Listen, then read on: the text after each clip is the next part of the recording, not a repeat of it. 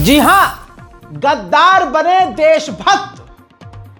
जिन RSS ने, जिस संघ ने भारत के साथ गद्दारी की, अंग्रेजों की चाटुकारिता की, जब भारत मिलकर आजादी की लड़ाई लड़ रहा था तो आरएसएस का ये संगठन, संघ का संगठन अंग्रेजों का पिछवाड़ा चाट रहा था। अंग्रेज जहां मूत देते थे ये उसको साफ करते थे।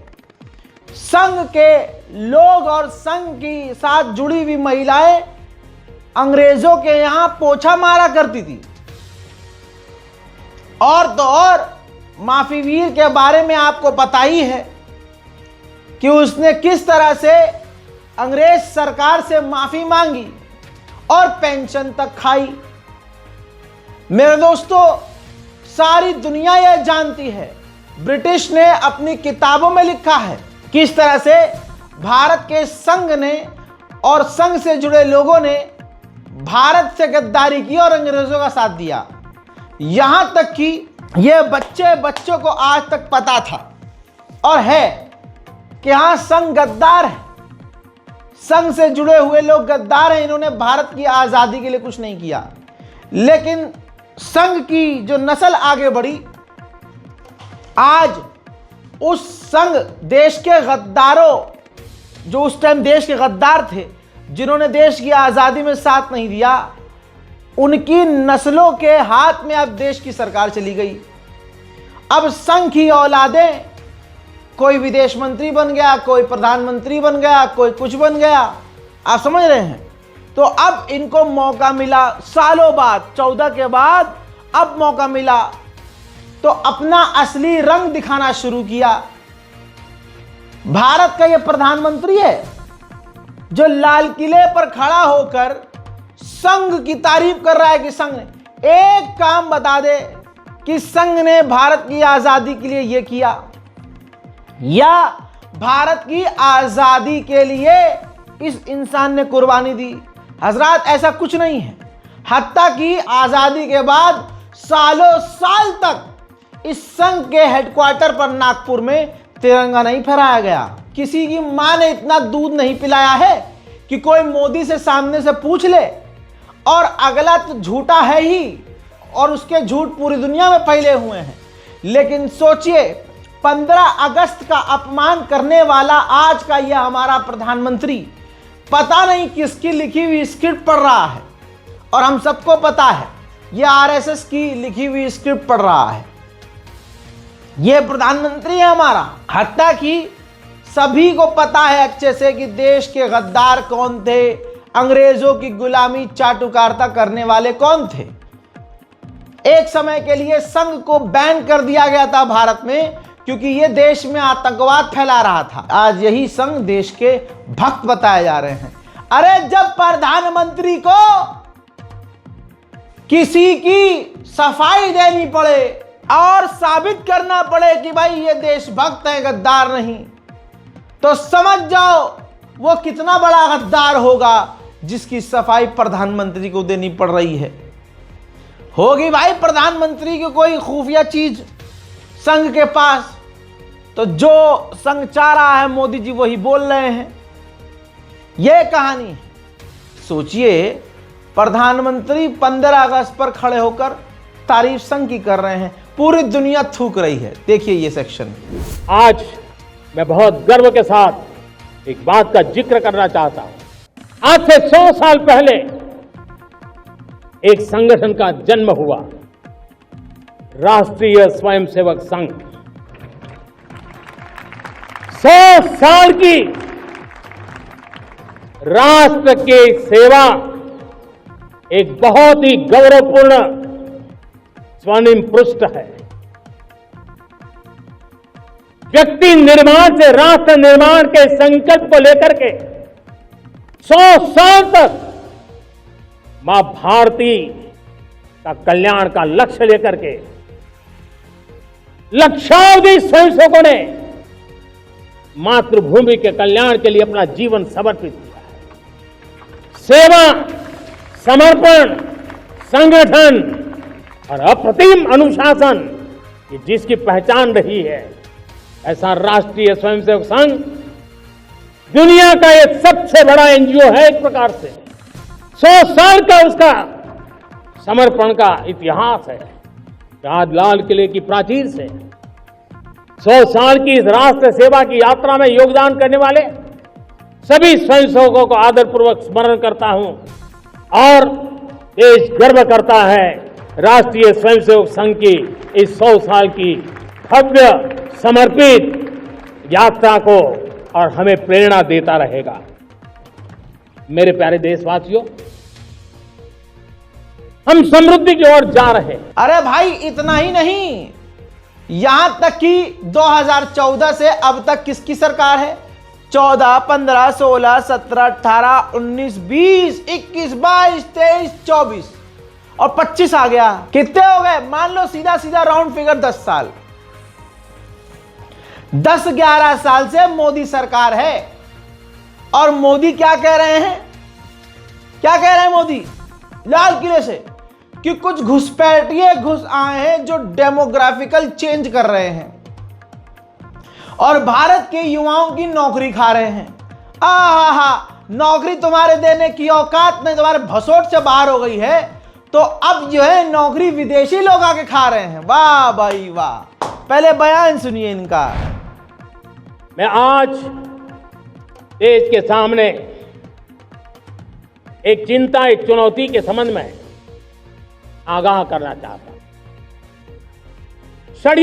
षड्यंत्र के तहत, सोची समझी साजिश के तहत देश की डेमोग्राफी को बदला जा रहा है।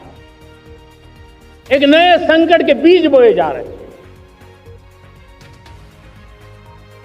और ये घुसपैठिए मेरे देश के नौजवानों की रोजी रोटी छीन रहे हैं। एक घुसपैठिए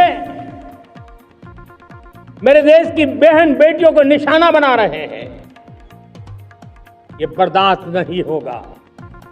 ये घुसपैठिए भोले भाले आदिवासियों को भ्रमित करके उनकी जमीनों पर कब्जा कर रहे हैं। ये देश सहन नहीं करेगा। और इसलिए मेरे प्यारे देशवासियों, जब डेमोग्राफी परिवर्तन होता है, सीमावर्ती क्षेत्रों में डेमोग्राफी में परिवर्तन होता है, तब राष्ट्रीय सुरक्षा के लिए संकट पैदा होता है। देश की एकता, अखंडितता और प्रगति के लिए ये संकट पैदा, सामाजिक तनाव के बीज बो देता है। और कोई देश अपना देश घुसपैठियों के हवाले नहीं कर सकता है। दुनिया का कोई देश नहीं कर सकता है। तो हम भारत को कैसे कर सकते हैं? हमारे पूर्वजों ने त्याग और बलिदान से आजादी पाई है, हमें स्वतंत्र भारत दिया है। उन महापुरुषों के प्रति हमारा कर्तव्य है कि हम हमारे देश में ऐसी हरकतों को स्वीकार न करें। उनकी सच्ची श्रद्धांजलि होगी।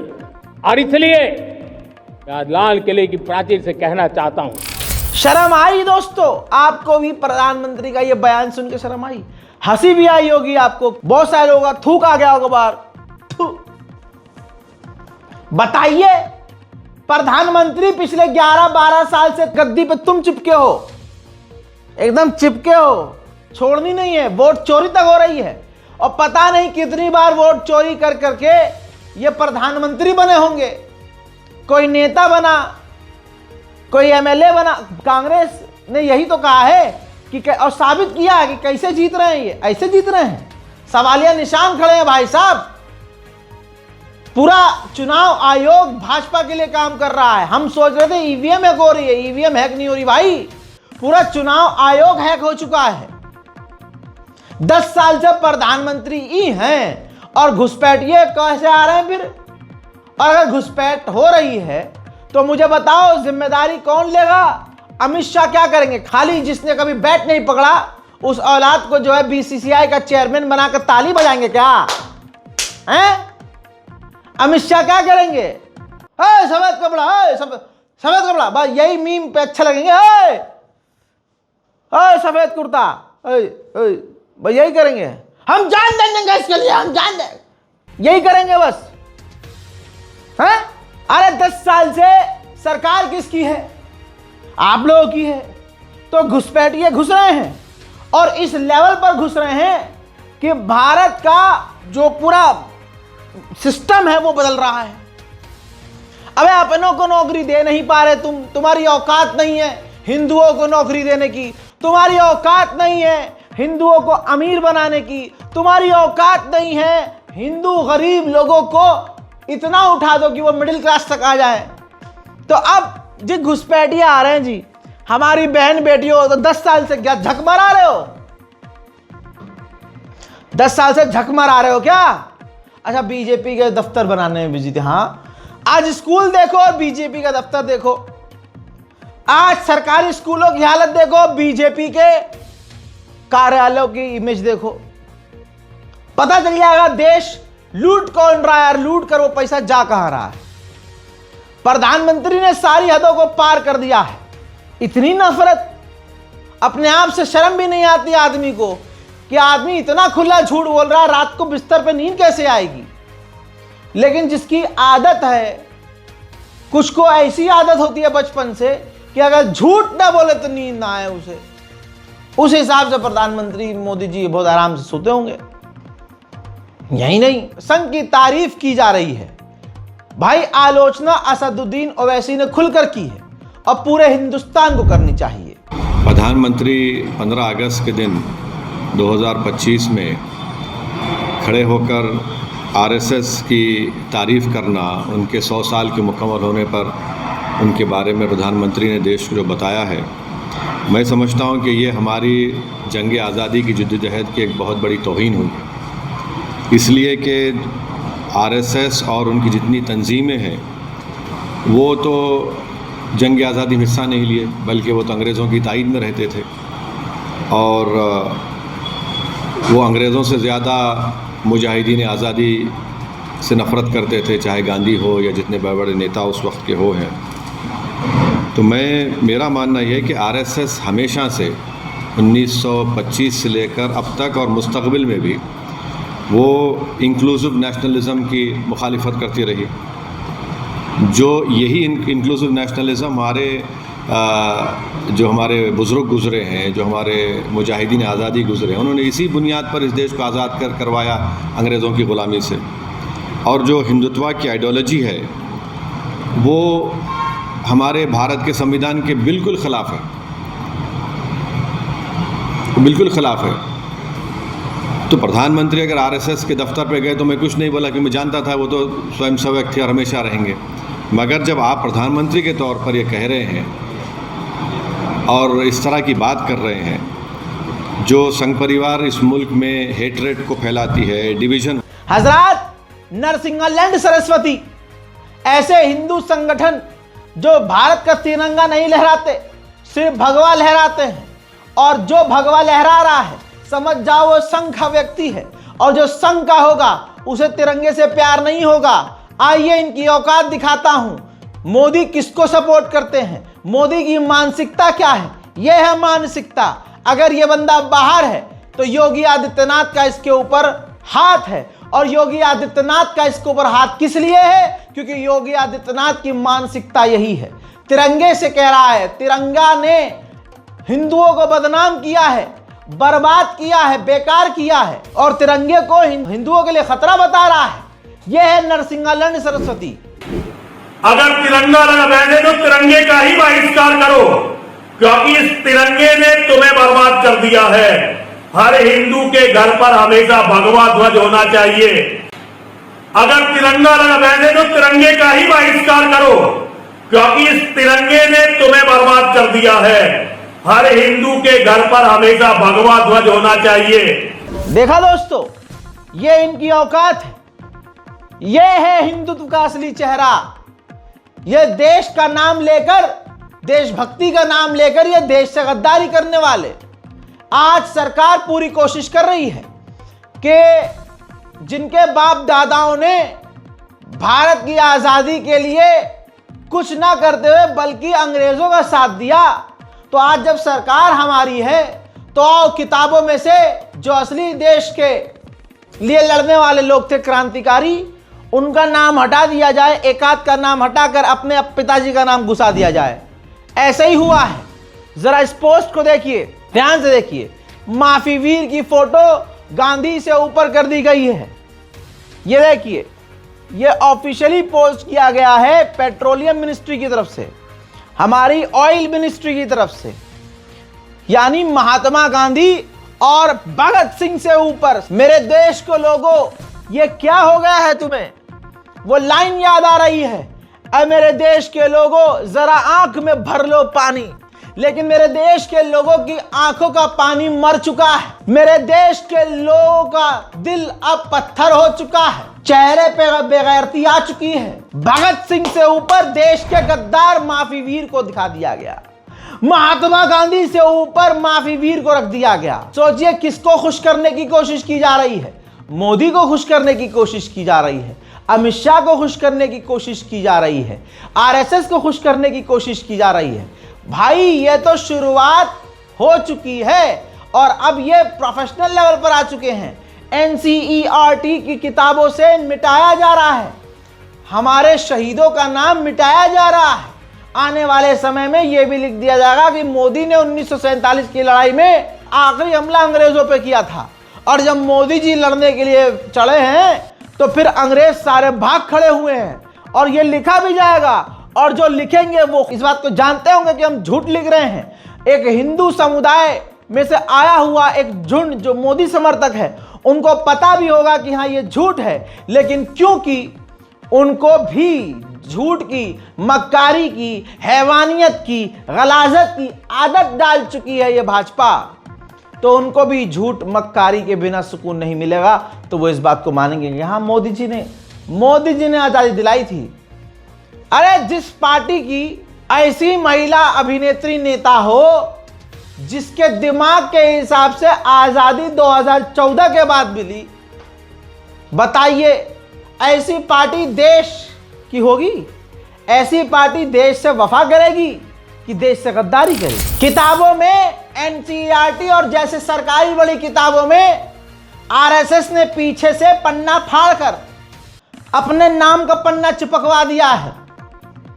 अब देश के असली जो सपूत हैं उनके नाम को मिटाकर देश के गद्दार अंग्रेजों की गांड चाटने वालों को देश का सपूत बताया जा रहा है। हजरात, एनसीईआरटी ने अपनी किताब में आरएसएस, मोदी और अमित शाह के दबाव में छापा क्या है कि भारत के जो विभाजन की वजह है उसमें जिन्ना, कांग्रेस और माउंटबेटन यानी अंग्रेज, जिन्ना और कांग्रेस जिम्मेदार हैं भारत के विभाजन के लिए। सोचिए आज देश में जो भी चीज आपको नजर आ रही ये कांग्रेस की देन है, और आज ये संघी सरकार कह रही कि नहीं, देश के टुकड़े करवाने में कांग्रेस का हाथ है।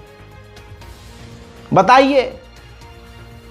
और ये अब बच्चों को पढ़ाया जाएगा जहर, बच्चों को दिमाग में जहर डाला जाएगा, क्योंकि वोट चोरी करके कब तक जीतेंगे? तो अब बच्चों को बचपन से ही जहरीला बनाना पड़ेगा और उनके दिमाग में जहर डालना पड़ेगा। देखिए, एनसीईआरटी ने देश के विभाजन पर जारी किया है मॉड्यूल, और जिन्ना और कांग्रेस और माउंटबेटन को इसका जिम्मेदार भी ठहराया। भारतीय कांग्रेस ने इसको लेकर हिंदू महासभा और मुस्लिम लीग की साठगांठ से बंटवारे को लेकर उन पर आरोप लगा है। हम आपको बता रहे हैं कि कैसे, देखिए, देश विभाजन के लिए 3 तत्व जिम्मेदार है। ये एनसीईआरटी की किताब मॉड्यूल में कहा गया है। पहले जिन्ना, जिन्होंने इसका ख्वाब देखा, ये एनसीईआरटी की तरफ से कहा गया, और उसके बाद उनसे बताया गया है कि एनसीईआरटी किताब को लेकर सियासत भी तेज हो गई है। 3 नाम या 3 चीजें जिसका जिक्र एनसीईआरटी के इस मॉड्यूल में जिक्र किया गया है, वो हम आपको बता रहे हैं। हमारे साथ हमारी सहयोगी मिलन शर्मा भी जुड़ गए। मिलन, देखिए, एनसीईआरटी की इस मॉड्यूल के बाद ये तय माना जाए कि अब और ज्यादा सियासत गर्म होगी इस मॉड्यूल को लेकर। जी बिल्कुल, देखिए, क्योंकि एनसीईआरटी के स्पेशल मॉड्यूल में बताया गया है कि किस तरीके से भारत के विभाजन के पीछे मोहम्मद अली जिन्ना ही नहीं, लॉर्ड माउंटबेटन ही नहीं, लेकिन कांग्रेस का भी हाथ था। और ये एनसीईआरटी का स्पेशल मॉड्यूल हालांकि बच्चों को 6ठी से 8वीं स्पेशल मॉड्यूल हालांकि बच्चों को 6ठी से 8वीं कक्षा के लिए बनाया गया है 2 पार्ट्स में, लेकिन उसमें ये नहीं बताया गया है कि उनको सिलेबस में ऐड कराया जाएगा या नहीं। और दूसरी चीज़ ये है कि जैसे आप कह रहे हैं जो राजनीति है इस पर गर्मा चुकी है, बिकॉज ये कहना है कांग्रेस का कि हिंदू महासभा पहले से ही इस पर बात कर रहा था कि भारत का एक हिंदू सेंट्रिक स्टेटस होना चाहिए, जहाँ पर तथ्यों में लिखा है कि मोहम्मद अली जिन्ना ने 1940 में ये पहली बार कहा था कि हिंदू और मुसलमान दोनों को अलग रहना चाहिए और इसीलिए भारत का विभाजन होना चाहिए। मोहम्मद अली जिन्ना के साथ साथ बीजेपी का ये भी कहना है कि कांग्रेस भी इसमें इसकी जिम्मेदार है और यही इस एनसीईआरटी की किताब में लिखा गया है। बिल्कुल मिलन, एक और बात मैं आपसे जानना चाह रहा था कि क्या ये मॉड्यूल जो है वो अभी नया इंक्लूड किया गया है, क्या कुछ रिवीजन किया गया? अब देखना यह है कि कांग्रेस करती क्या है। हालांकि कांग्रेस में इतनी भसोट तो बाकी रही नहीं है। इतनी देर में अगर भाजपा होती तो पूरे देश में बवाल सड़क पर उतर के कर देती, लेकिन कांग्रेस में अब सच्चाई यह दम नहीं है, अपना पक्ष सही से रख नहीं पाती। कभी इनका यह ग्रुप ठंडा होता है, कभी ये गर्म होता है, सब मिलकर कुछ कर नहीं पाते।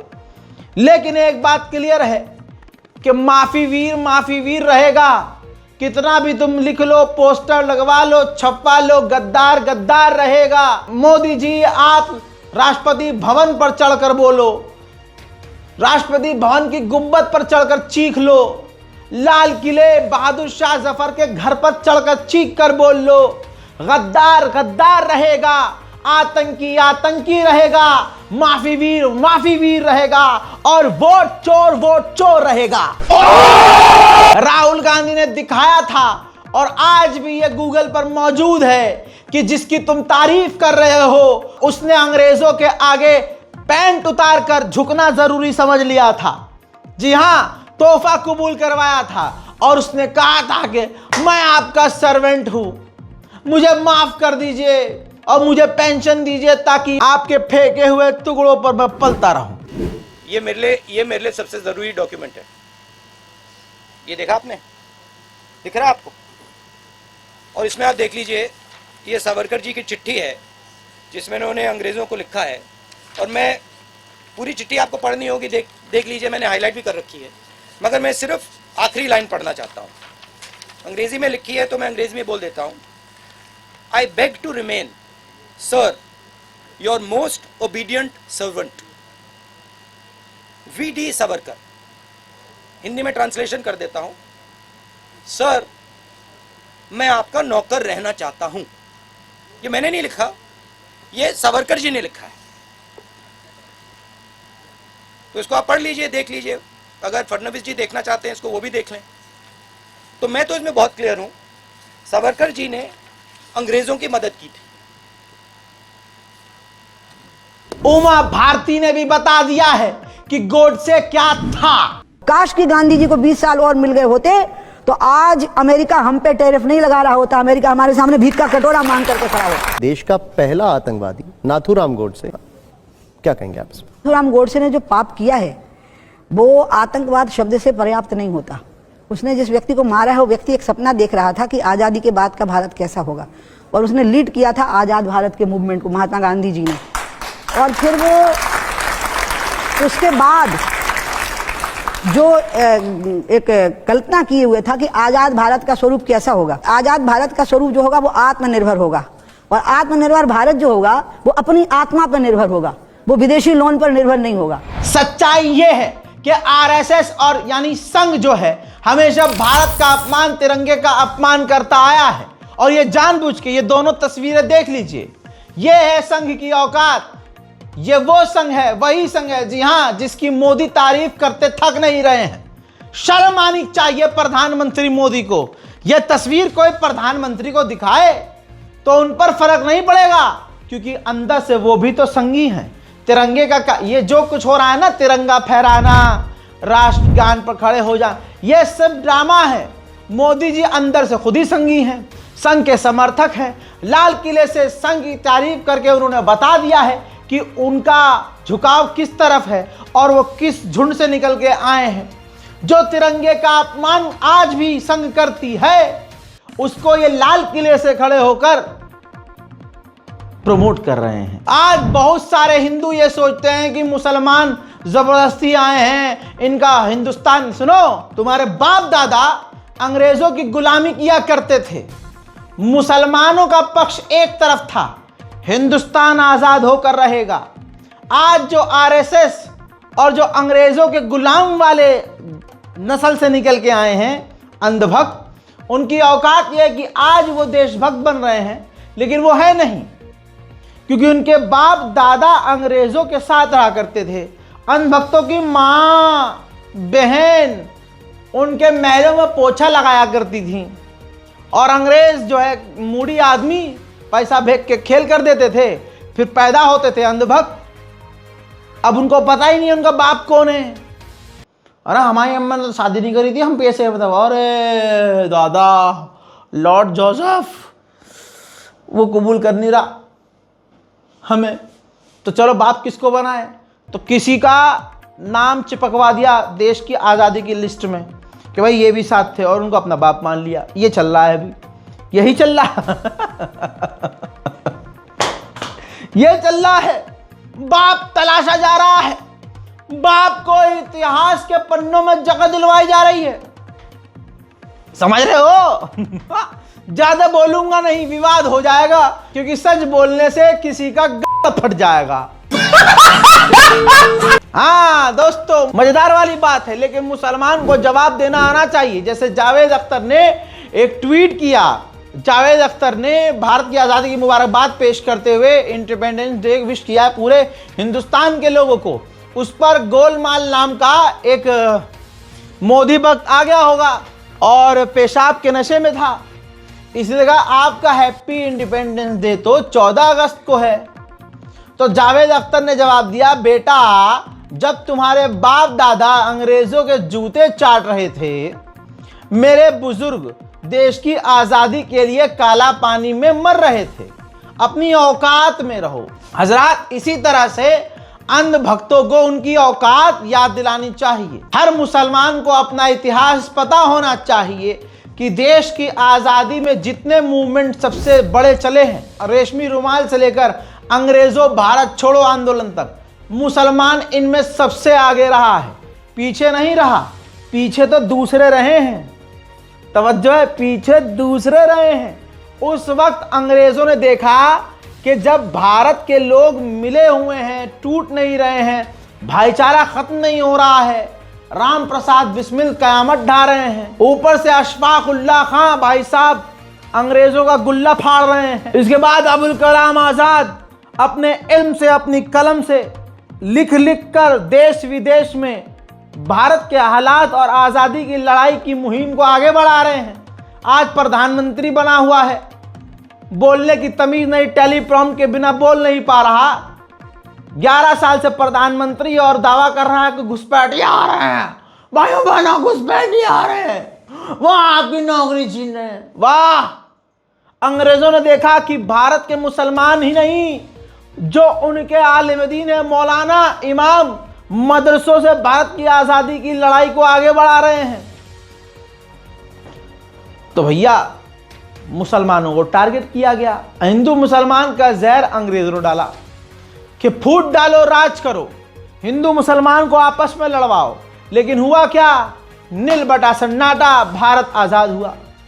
तो तवज्जो यहाँ चाहिए कि आज जो हिंदू मुसलमान कर रहे हैं वो अंग्रेज़ों की नाजायज़ औलाद हैं। भाई वो अपनी बीवियों को ब्रिटेन में रखा करते थे, यहाँ आते थे, 4-4 महीने मौज करते थे, और मौज मौज में कोई जो है समझे यहाँ निकल जाता था अंधभक्त। भाई यहाँ काम वालियों को रखा करते थे, 5-5, 10-10 काम वाली काम कर रही हैं। भारत के लोगों को तो गुलाम बना कर रखा करते थे अंग्रेज, उनसे जो नाजायज़ औलाद पैदा हुआ करती थी। अरे आज IPL है, उस वक्त थोड़ी न थी यार, फुग्गे आज हैं, वो पहले नहीं हुआ करते थे ना। और भाई पहले नाजायज़ औलाद बहुत हुआ करती थी। अब जब यहाँ अंग्रेज काम करके चले आते थे, तो उसके बाद ऐसे बहुत पैदा हुए होंगे।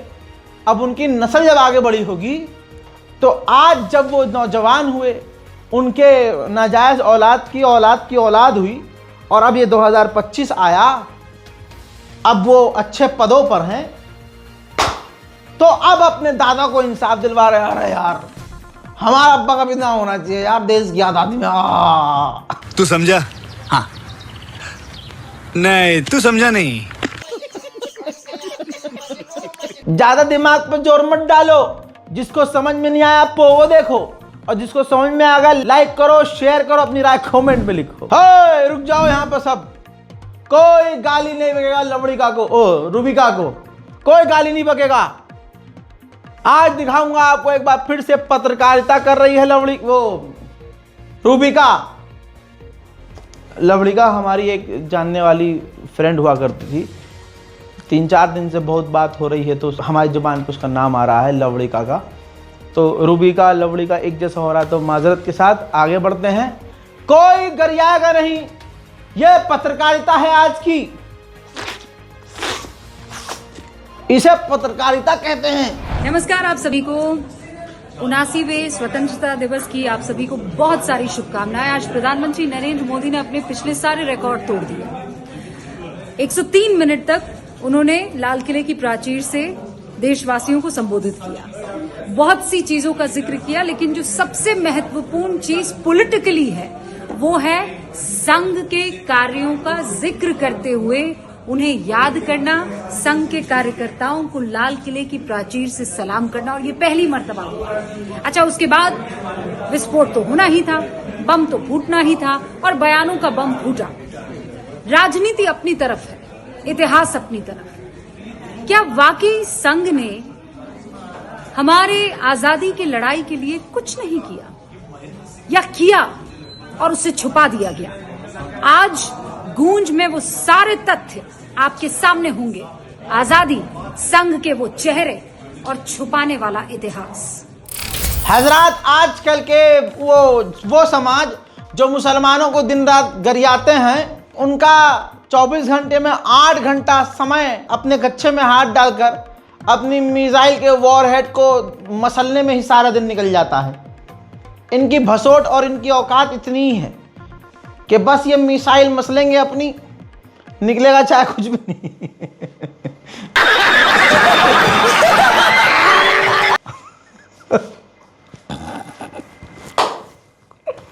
ओ यार, मजा, आज मुझे मजा आ रहा। इनकी औकात क्या है मैं बताऊं। ये दिन रात हिंदू मुसलमान करते हैं, लेकिन ऑपरेशन सिंदूर में रिजवान मलिक, जी हां, आपकी स्क्रीन पर squadron leader Rizwan Malik fighter jet लेकर पाकिस्तान के इलाकों में घुसकर पाकिस्तान के आतंकवादी ठिकानों पर बमबारी करके आए थे। 15 अगस्त को इनको वीर चक्र से सम्मानित किया गया है। बताइए, वो समाज जो मुसलमानों गाली बकता है, अपनी मिसाइलें रगड़ता रहता है, और हम दुश्मन की छाती में मिसाइल घुसा कर आ जाते हैं। बे, ये है तुम्हारी औकात, रगड़ते रहो, और ये है हमारा रौला। आइए, जिनकी सरकार है उनकी भी असलियत देख लेते हैं। असलियत इनकी ये है कि हमारे रक्षा मंत्री ने पार्लियामेंट में खड़े होकर झूठ बोल दिया कि हमारा कोई मरा नहीं, जबकि इंडियन एयरफोर्स के कमांडर का कल का वीडियो दिखाया कि वो जाकर चीफ मार्शल मिल के आए हैं शहीदों के घर वालों से। और दूसरी तरफ शुरुआत में मोदी सरकार ने जलील होते हुए इस बात को, मतलब अपने लोग तो मरे थे, शहीद हुए थे, तो इन्होंने कहा था कि हम जो हैं, जो लोग शहीद हुए हैं उनके औलाद को, उनके घर वालों को नौकरी देंगे। नौकरी छोड़ो, जो रकम देने का वादा किया था वो भी नहीं दी। यहां तक किसी शहीद का पार्लियामेंट में मोदी की हिम्मत ना हुई कि नाम ले सके शहीदों का। शहीदों का नाम भी अगर लिया गया है तो लिया किसने नाम? प्रियंका गांधी ने। तवज्जो है। लेकिन आज देखिए, जो हमारे लोग मारे गए, शहीद हुए, उनको भूल गई है मोदी सरकार। दैनिक भास्कर सबूत। 10 तारीख को खबर आया था, सब पूरा परिवार जानता था, लोग हम नहीं जानते थे। सुबह में मीडिया वाला को देखे तो हमको पता चला कि ऐसे ऐसे हो गया। ये दर्द है जम्मू कश्मीर में पाकिस्तान की गोलीबारी में शहीद हुए सारण के BSF sub inspector Mohammad Imtiaz की पत्नी का। ऑपरेशन सिंदूर के 3 महीने बीत जाने के बाद हकीकत यह है कि सरकार गुंडागर्दी कर रही है। हकीकत यह है, सरकार मुसलमानों के साथ एक गुंडा मवालियों जैसी हरकत कर रही है। तभी तो कोर्ट को बीच में बोलना पड़ा, और कोर्ट का यह स्टेटमेंट बताता है कि मोदी सरकार मुसलमानों के साथ क्या कर रही है। बंगाली मुस्लिम मजदूरों को बांग्लादेशी बताकर हिरासत में लेने के मामले में सुप्रीम कोर्ट ने केंद्र और 9 राज्यों को नोटिस भेजा है। भाई नोटिस क्यों भेजा? सीधा गिरफ्तारी की मांग हो कि वहां के सीएम को तुरंत गिरफ्तार किया जाए और उनके प्रशासन को तुरंत भंग किया जाए।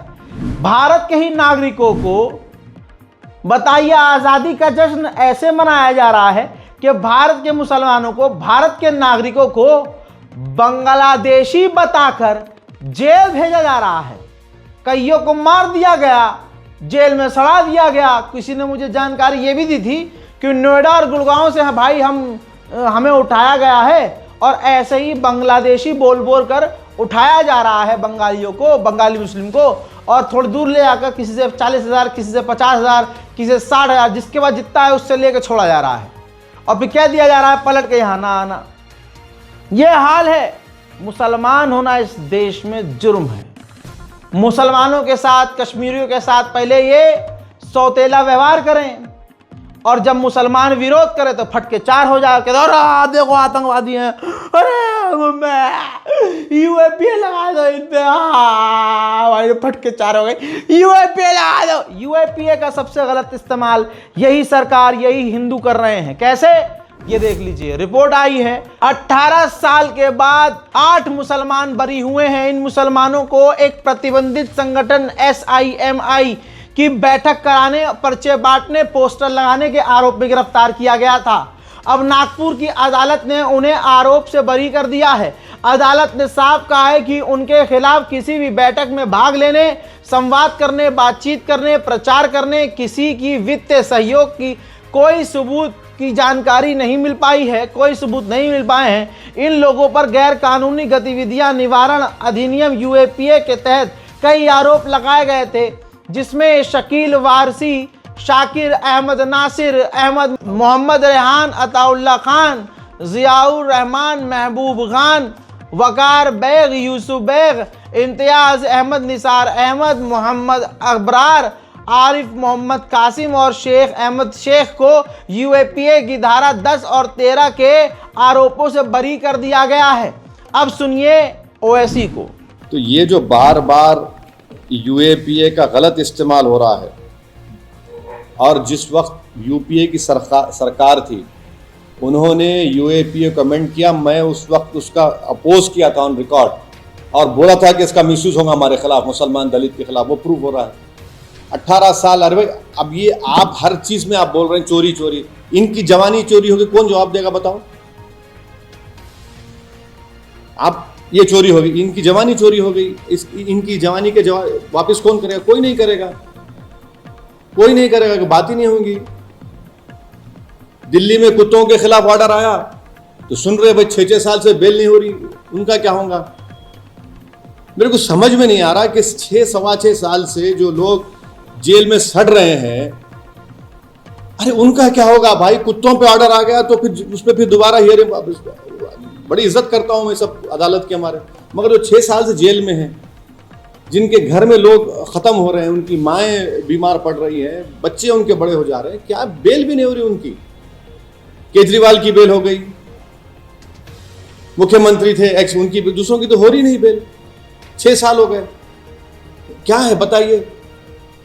कोई ऑर्डर आया कुत्तों के बारे में, वो नहीं सो जानवर है, रहम करना चाहिए उनके ऊपर, मगर ये लोग 6 साल भाई, 6 years बाद सेक्शन जो लगाए गए हो तो माने सजा भी होगी, पूरी होगी उसमें। सिहवाड़ा दरभंगा बिहार का मामला।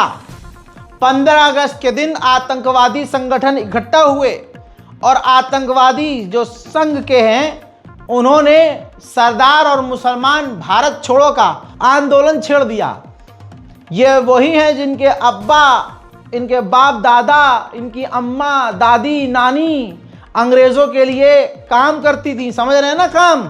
हाँ, और फिर नाजायज़ ये पैदा हुए, अंग्रेज़ों के टाइम पास से मज़े मज़े में ये पैदा हुए, और आज ये खड़े हुए हैं मुसलमान और सरदार यानी सिख भारत छोड़ दें। अबे 2 रुपये का मसाला और सुरती चबानों को इन झटुल्लों के पास पैसा नहीं है। आंदोलन शुरू कर रहे हैं लवड़े ने भुजियम। मोबाइल कहूँ नहीं जाता, मोबाइल हाथ छोड़ो भाई लिखने का क्या उद्देश्य है भाई लेने का क्या लिखने का क्या उद्देश्य है लिखने का क्या। मध्य प्रदेश का एक गांव है गौरगी गांव, वहां सैकड़ों साल पुरानी मजार थी। उस मजार को आतंकवादियों ने, हिंदुत्व आतंकवादियों ने जाकर खंडित कर दिया, पूरी तरह से तबाह कर दिया। ये एक हफ्ते में दूसरा और तीसरा मामला है। इससे पहले फतेहपुर का मामला आप देख चुके हैं, और अब ये देखिए। और मुसलमान जिस तरह से चूड़ी पहनकर खामोश रहा, मुसलमान जिस तरह से विरोध दर्ज नहीं करा पाया, मुसलमान जैसे सड़क पर नहीं उतर पाया, तो उसका रिजल्ट ये देखिए आप। दूसरी तरफ दूसरी मज़ारें तोड़ी जा रही है। मैं तो बेगैरतों से कह ही रहा हूं कि जिन मस्जिदों का, जिन मज़ारों का, जिन अपनी कब्रिस्तानों का तुम्हारी औकात से बाहर है कि तुम उसका ख्याल नहीं रख सकते, अगर तुम मस्जिदों को आबाद नहीं कर सकते, तुम मस्जिदों को आबाद नहीं रख सकते, तुम अपने मदारिस को चला नहीं सकते, तुम अपना सिस्टम बचा नहीं सकते, तुम अगर अपनी ज़मीनें संभाल नहीं सकते, तो औकात पीटो वाली हरकतें मत करो, ताला मारो, इज्जत से मोदी जी के हाथ में दे दो। बुरा लग रहा होगा, क्योंकि सच जो है बहुत बुरा लगता है। मुसलमानों की क्वालिटी बताता हूं, सामने से कोई कुछ भी करके चला जाए तो ये अब्बा डब्बा चब्बा हो जाएंगे। नहीं नहीं, हम तो सामाजिक सौहार्द बिगाड़ना नहीं, हम तो प्यार करना जानते हैं, हम तो मोहब्बत, बहुत अच्छी बात है। लेकिन अगर कोई मुसलमान इनको आईना दिखा दे तो भाई साहब अम्मा बहन पे आते हैं ये, अम्मा बहन पे। जब भी मैं अपनी कौम को सख्त लफ्ज़ों में समझाने की कोशिश करता हूँ, प्यार से, तो पता नहीं कितने नेता आए, हमारे बुजुर्ग आए, समझा के चले गए। अब जब इनको सख्ती से आईना मैं दिखाता हूं तो दूसरे तो छोड़िए, अंधभक्त एक टाइम के लिए मुझे सही लगते हैं, यार ये तो दूसरे मजहब का है, दूसरी मानसिकता का है, तो भाई ये तो बकेगा ही मुझे। लेकिन जो खुद मुसलमान हैं, जो मेरे अपने हैं, उनकी ज़रा सी आलोचना कर दो तो अम्मा बहन पे आ जाते हैं। तो मुझे उनसे ज़्यादा ये ख़तरनाक लगते हैं कि जो बंदा सच बोल रहा है। फिर आज के ज़माने में अगर कोई पैगंबर होते, तवज्जो है, बहुत ख़तरनाक बात है, और वो अगर आज के मुसलमानों को सट्टे ब्याज, जुआ, शराब, सिगरेट, बीड़ी, इन सब चीज़ों से रोकते और इनको हक पर आने को कहते, तो आज का मुसलमान रहता। जवाब आपका दिल दे रहा है, अपने दिल से पूछो, क्या आज हुजूर होते 1,24,000 अंबियाओं में से कोई अंबिया होता, कोई पैगंबर हमारे बीच होता, कोई इमाम, कोई खलीफा हमारे बीच होते? अरे मैं कह रहा हूं कोई सहाबा कराम हमारे सामने होते, क्या हम उनके नक्शे कदम पर चलते? क्या ये मुसलमान आज के, ये मस्जिद टूट गई खामोश, वो इमाम बाड़ा तोड़ दिया अरे वो तो शियों का होता है इमाम बाड़ा, भाई हम क्या कर रहे हैं, हम तो सुन्नी हैं। अच्छा, दुश्मन यही तो खेल जाता है तुम्हारे साथ, तुमको पता ही नहीं चलता। तुम आपस में एक दूसरे को शिया, सुन्नी, देवबंदी, बरेलवी, रावजी, मालकी, शाफी, वो मलिक, वो पठान, वो खान, वो अंसारी, यही करके एक दूसरे की लंका लगा रहे हो, और दुश्मन तुम्हें एक नजर से देख रहा है कि ये सब साले मुसलमान हैं। यही सोच हमारी होनी चाहिए कि हम सब मुसलमान हैं।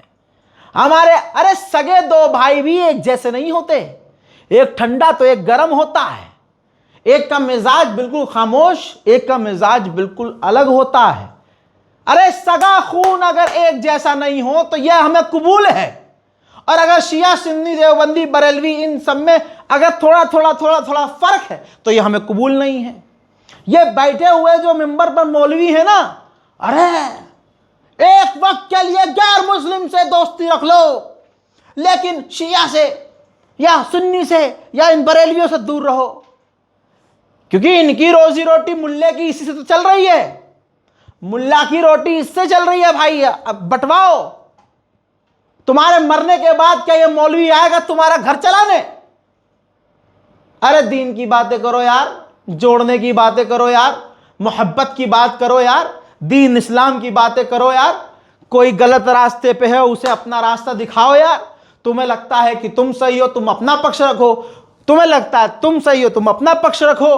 घर की लड़ाई घर के अंदर रखो। जब बात दीन, इस्लाम, कुरान, पैगंबर, अजान, अल्लाह पर आ जाए तो सब एक हो जाओ। लेकिन ये समझ में किसी को नहीं आती। ये जुम्मे 4 दिन का आया बंदा, मैं तो खुद कहता हूं मेरी उलमा के सामने कोई औकात नहीं। उलमा पैर रख के अपना पैर वहां से हटाए तो वहां पर आखिरी जो धूल हो, मैं उसका एक कतरा, एक कंकड़ हूं, मैं तो कहता हूं। लेकिन इस कंकड़ को यह बात समझ में आ गई, लेकिन हिंदुस्तान के मुसलमान को यह बात समझ में नहीं आ रही। हालत देखो हमारी क्या हो गई भाई। सच बोल दूंगा तो लड़ाई हो जाएगी, किलस जाएंगे लोग। बहरहाल आज के लिए इतना ही काफ़ी है। कंटेंट तो मेरे पास अभी 1 घंटे का और है, लेकिन इतना ही काफ़ी है, क्योंकि इतना ही नहीं झिलेगा आपसे। इस रिपोर्ट को शेयर कीजिए, चैनल को सब्सक्राइब कीजिए, वीडियो को शेयर कीजिए। जय हिंद।